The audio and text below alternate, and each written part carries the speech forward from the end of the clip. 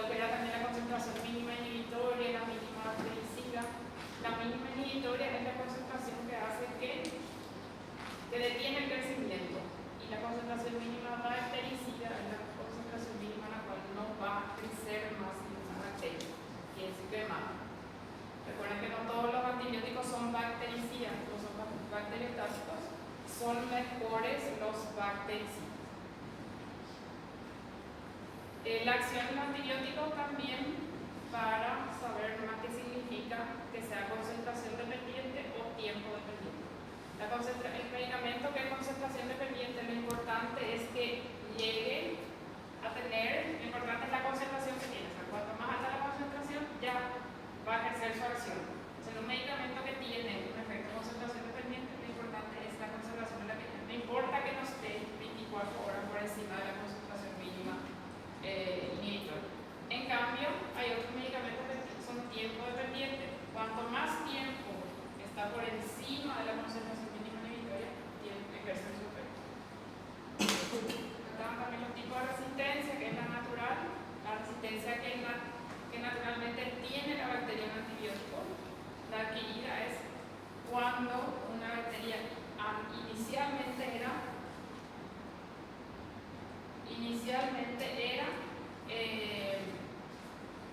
sensible y se volvió resistente porque desarrolló algún mecanismo de acción para ser resistente. Cruzada es cuando un gen que está en la bacteria hace que sea resistente a más de un tipo de antibiótico. Y la resistencia múltiple se refiere a cuando hay varios genes que son responsables de producir resistencia a varios antibióticos. Acá los mecanismos de resistencia. ¿Qué hace la bacteria para que sea resistente al antibiótico? Para que el antibiótico no cumpla su efecto. Por ejemplo, podría desarrollar porinas, se llaman unos canales a través de los cuales tiene que entrar el antibiótico. Lo que hace la bacteria es impedir que entre. Entonces, esa es una forma de resistencia bacteriana. La bomba de flujo es una bomba a partir de la cual el antibiótico puede entrar, pero le saca otra vez la bacteria. Otra forma de resistencia es la modificación del sitio de acción del antibiótico. O sea, en lugar de se tiene que unir el medicamento para ejercer su efecto, la bacteria modifica ese sitio y no cumple su acción. Y las enzimas que producen las bacterias también, la causa más, o sea, la enzima más conocida es la beta-lactamasa. O sea, estos son mecanismos de resistencia que desarrolla la bacteria para hacer que el medicamento sea ineficaz en un paciente. Puede tener más de uno, o sea, una bacteria puede tener más de un mecanismo de acción, mecanismo de resistencia. Pues teníamos la categoría de fármacos, la categoría de medicamentos que se pueden dar de forma segura en las gestantes son solo los del grupo A. Los de la categoría B no tenemos evidencia no hay evidencia en animales, pero no sabemos en humanos. Esto también se le suele dar a los pacientes, pero lo que son seguros son solo los del grupo A. En el grupo C, en animales se vio que hay efectos adversos, pero no tenemos estudios en humanos. La categoría B sí tiene el riesgo fetal, pero se evalúa el riesgo-beneficio en los pacientes. Y categoría X nunca se puede dar en pacientes que son fetales. Esta categoría es de acuerdo al riesgo que tiene el medicamento de producir afectación en el feto. A, B, C, D y X. Este nunca se da. Este tiene riesgo fetal, pero se evalúa.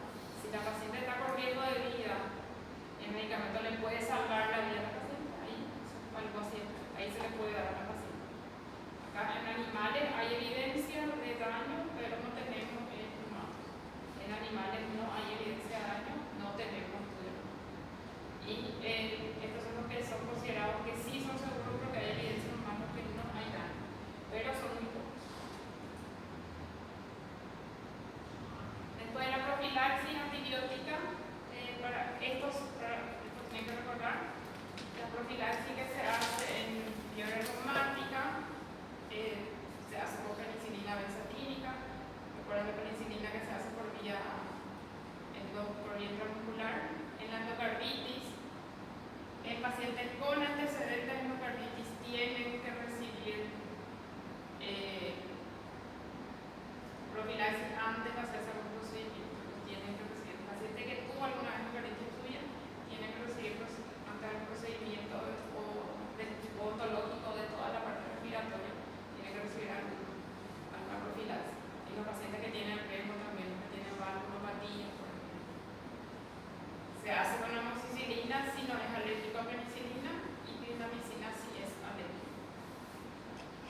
En la meningitis hay dos casos donde se hacen profilaxis. En los adultos hay tres causas que son las más frecuentes: meningococos, y sería meningitis, hemófilo influenza, y ¿cuál es la otra causa? En adultos. En niños y en personas de edad es la listeria la tercera causa, pero en adultos ¿cuál es la tercera causa? Neumococo. Pero no se hace profilaxis por neumococo, se hace profilaxis cuando sospechas que tiene meningococo y cuando sospechas que tiene solo en esos casos. Y la primera línea es rifampicina, en los dos casos. Si no se tiene, se hace sin producir reacciones, pero la primera línea es con voy a acá ya compartir los antibióticos. Nosotros ya vimos estos. Esto está faltando todavía. Ya acá nosotros vimos esto y esto acá. Y acá todavía no. Y ya todavía. Esta es la parte de talactámico, ya vimos, para que miren otra vez. Ahí la acción, las medidas de administración, la cobertura que tienen, esto que tienen el mayor espectro de cobertura, los inhibidores de la beta-lactamasa, cuáles son los tipos de beta-lactamasa, qué acción, cuáles son los antibióticos que funcionan para cada tipo de beta-lactamasa, los efectos adversos. Esa parte no se lo vayamos. Desde esta parte vamos a ver ahora, que son los glucopéptidos. Este es el que está acá, glucopéptido. Con ese nombre probablemente le suena poco, pero diciendo vancomicina probablemente le suene mucho más. En la glucopéptida están dos medicamentos, vancomicina y teicoplatina. Este es por lejos el que más se utiliza. Estos tienen solo cobertura sobre gram positivos.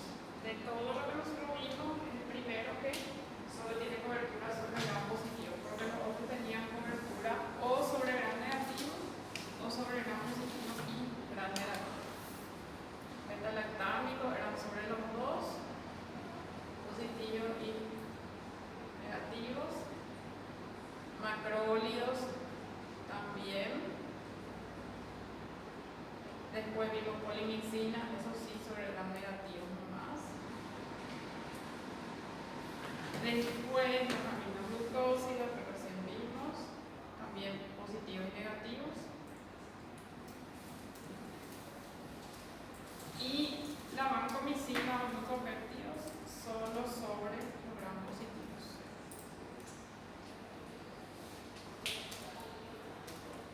Y la vancomicina tiene un buen efecto de cobertura para gram positivo, ya sea aerobio o anaerobio, pero tiene muchos efectos adversos. Tiene más efectos adversos la vancomicina que el otro de su grupo, que es la teicoplatina.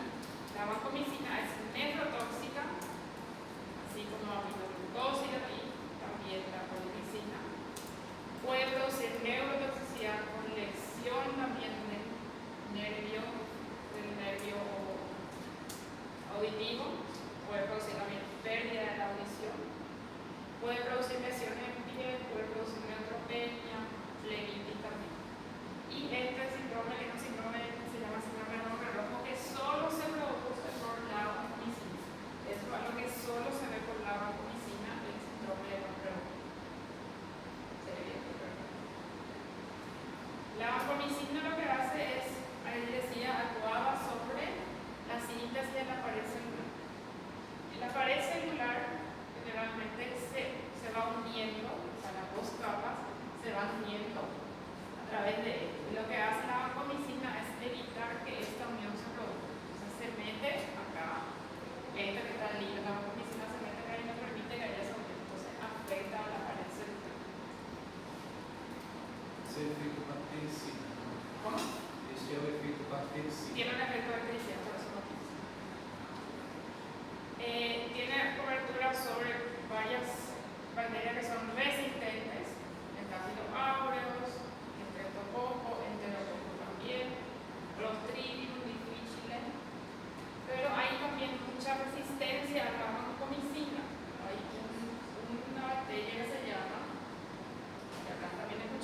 el enterococo vancomicina resistente.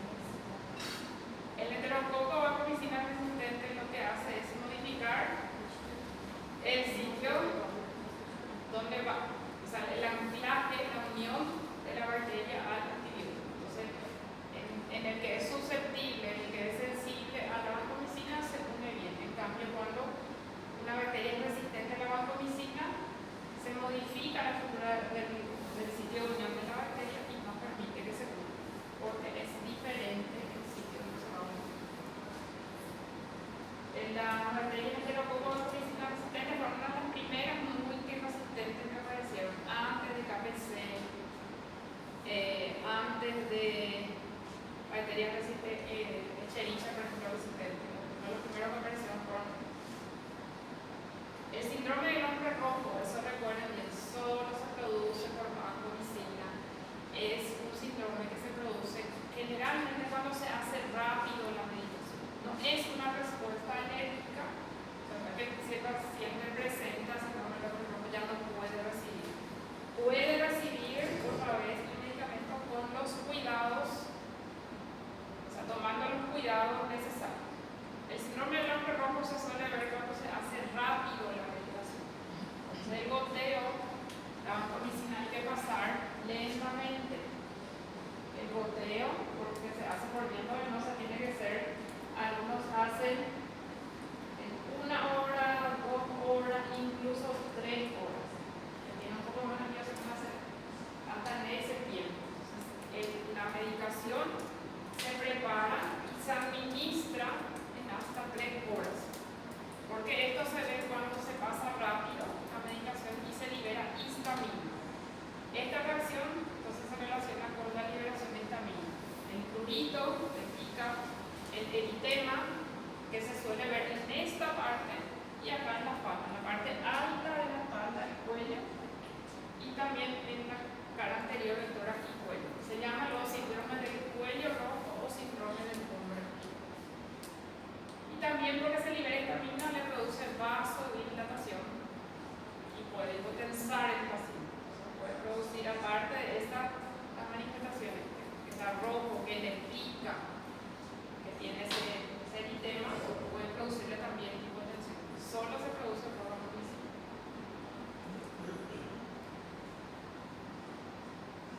Es un fármaco que está también disponible por vía oral, la vancomicina, pero tampoco se absorbe. Vamos a ver para qué se utiliza de esa forma también.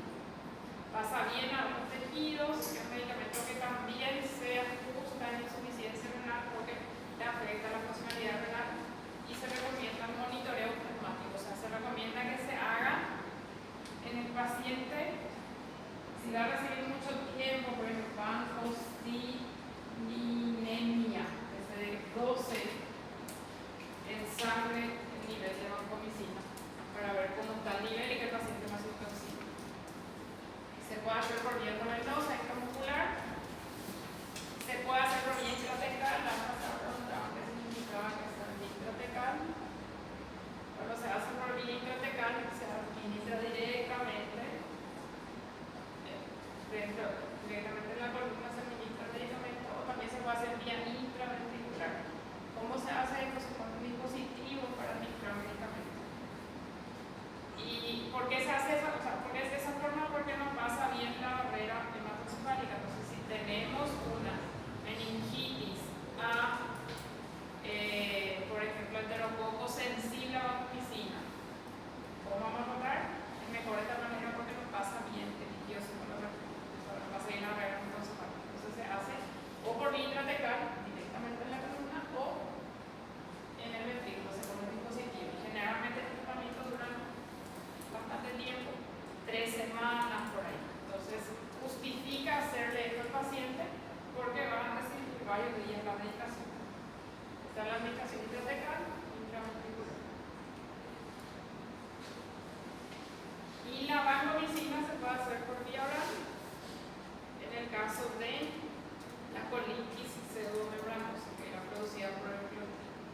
Cuando el paciente tiene la colitis pseudomembranosa, que es producida por el Clostridium difficile, ahí se puede hacer por vía oral de medicación, o si tiene alguna colitis por estábulo. En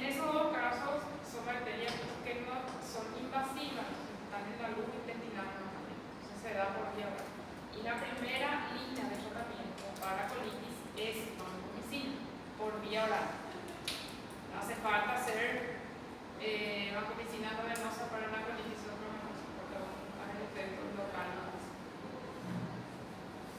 Está indicado, como vimos, que tiene efectos adversos que también son graves, efectos adversos que son graves, nefrotoxicidad, puede producir pérdida de la audición también, puede producir neutropenia durante el tratamiento, o sea, baja con glóbulos blancos.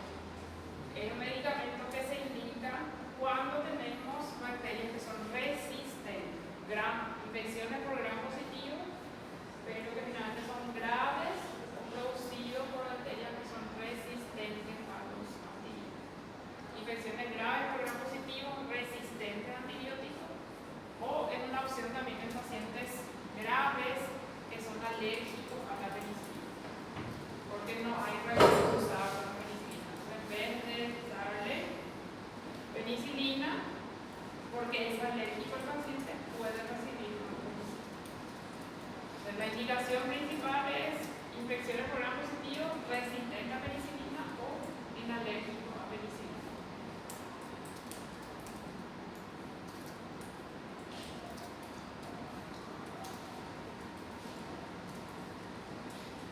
En la colitis es la primera opción de tratamiento, anoten bien. En la teicoplanin no lo digo mucho porque eso acá nosotros no usamos mucho, se usa mucho más la vancomicina. ¿Cómo? Perdão. Indica no paciente alerta à penicilina Y si hay resistencia a la penicilina, alérgico o resistente a la penicilina.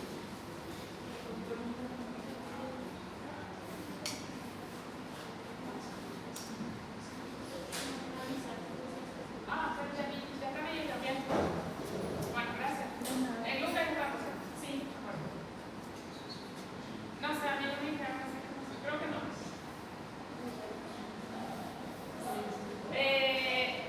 Y acá es para ver otra vez cómo afecta la funcionalidad renal en la dosificación. La dosis es 1 gramo endovenoso cada 12 horas de vancomicina y con eso tiene una semivilla de 4 a 8 horas. Si tiene una insuficiencia renal grave, puede aumentar a 40 o hasta 400 horas la semivilla. Se afecta mucho con la funcionalidad renal.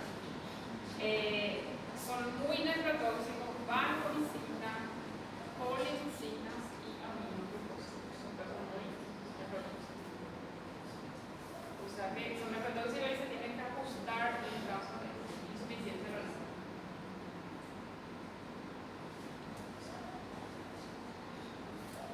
Este grupo de medicamentos para que se utiliza en pacientes que son graves, que tienen infecciones o sospechamos que son infecciones producidas por gram positivos, que son resistentes a la penicilina o si el paciente tiene alguna alergia a la penicilina. En resumen, esa es la indicación. Gram positivos, solo gram positivos.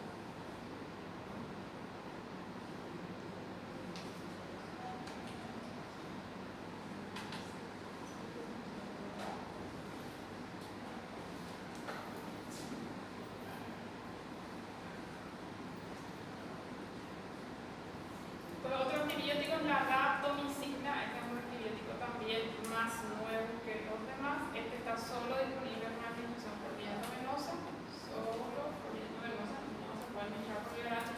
Tiene un efecto parecido también a los glucopéptidos, solo para gram positivos. Pero cubre enterococo vancomicina resistente, que evidentemente la vancomicina no cubre. Es un antibiótico que actúa sobre la membrana citoplásmica, se une el antibiótico, va entrando dentro de la membrana y va formando unos canales que van facilitando la salida de potasio y eso afecta a la célula y a la bacteria va a producir su muerte celular. Lo que hace la raptomicina es ingresar a través del grosor de la membrana citoplasmática, va a formar canales que facilitan la salida de potasio, de esa forma desestabiliza la bacteria y produce la muerte de esa tiene un efecto que es también bastante particular, porque solo dos medicamentos producen este efecto, que es rhabdomiólisis. Es un antibiótico que se utiliza para infecciones graves por gram positivo que puede producir rhabdomiólisis. Si al paciente le empieza a doler, empieza a tener dolores musculares, después del inicio del tratamiento se tiene que controlar su CK. Se recomienda luego que las enzimas musculares CPK o CK se controlen al inicio y semanalmente. ¿Por qué dice semanalmente? Porque generalmente estos medicamentos se usan para cuadros graves que necesitan un tratamiento prolongado. La endocardite se trata 4 semanas, la arteritis también se trata más o menos ese tiempo. Entonces, antes de empezar el tratamiento con daptomicina, dosas las enzimas musculares y una vez por semana se tiene que hacer ese procedimiento. Si empieza a tener dolor el paciente, se tiene que hacer otra vez dosaje porque probablemente está haciendo una rhabdomiólisis. Y es uno de los pocos antibióticos que tiene ese efecto de rhabdomiólisis. La intravenosa, ¿no? Endovenoso. Las indicaciones que son autorizadas son solo estas: infecciones complicadas de piel, complicadas de piel y tejidos blandos, celulitis, erisipela, alguna afectación muscular, por ejemplo una fascitis. Esas son todas infecciones de piel y tejidos blandos. Y endocarditis y bacteriemia. Les dije que tiene un tratamiento aproximadamente de un mes. Es un tratamiento que es de mucho tiempo para internación del paciente. Solo para esto está indicado y es infecciones por gram positivo también. Solo por gram positivo.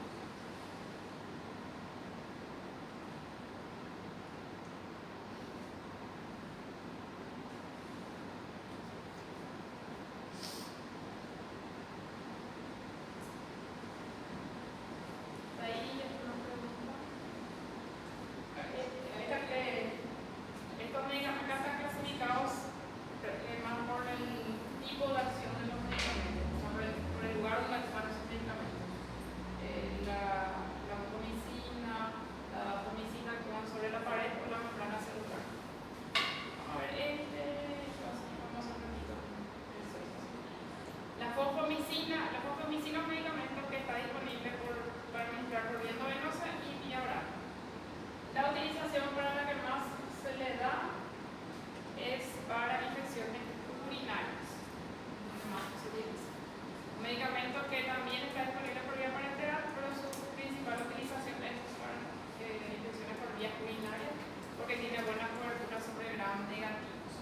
Y es un medicamento que seguro también en el embarazo. Entonces, gestantes con infección urinaria no se puede usar la fosfomicina.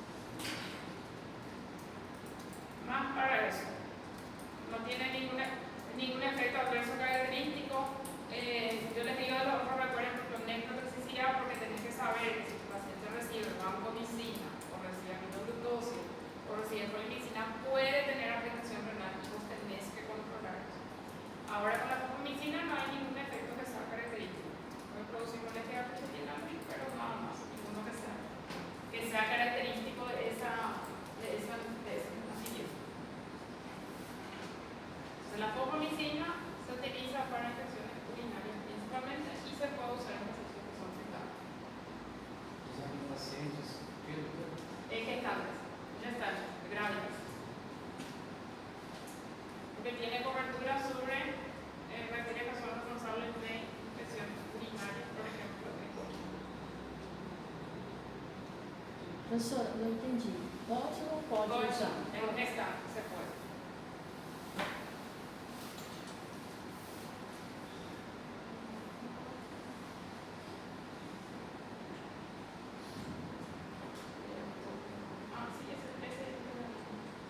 La vancomicina es un antibiótico que está disponible por vía endovenosa y también por vía tópica. Por vía endovenosa es muy nefrotóxica, entonces casi siempre se usa por vía tópica y suele combinarse también con otros medicamentos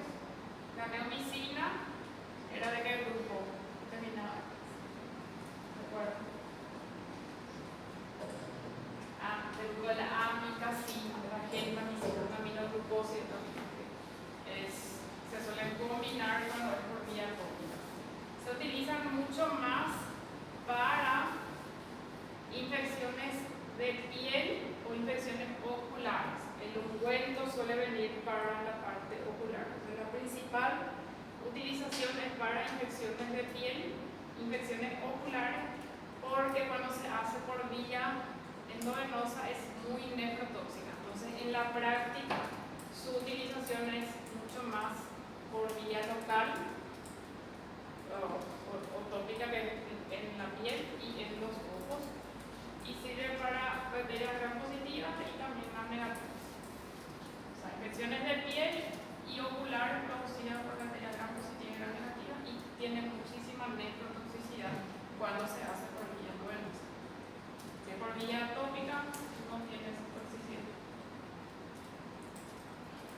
Después están las polimicinas, esas nosotros ya vimos, que son ahí estaba la colistina, que tiene cobertura solo sobre los negativos, que producen nefrotoxicidad y neurotoxicidad también,